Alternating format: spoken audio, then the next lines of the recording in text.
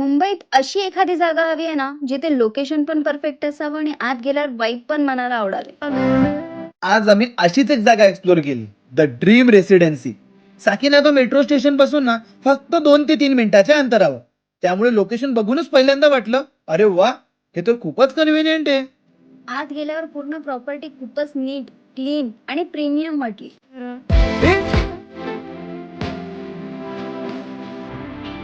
आणि मग सुरू झाला आमचा रूम टूर. सगळ्यात आधी आम्ही त्यांची पहिली सूट रूम. खरं सांगायचं तर रूम मध्ये एंटर केल्यावर त्यांचा स्पेस आणि त्यांची क्लीनलीनेस दोन्ही लगेच नोटीस होतात. म्हणजे AC, TV, comfortable setup, attach bathroom आणि सगळ्या बेसिक एम्युनिटीज आहेत ना, अगदी व्यवस्थित आहेत. त्यानंतर आम्ही डिलक्स रूम आणि ट्विन बेडरूम सुद्धा एक्सप्लोर केले.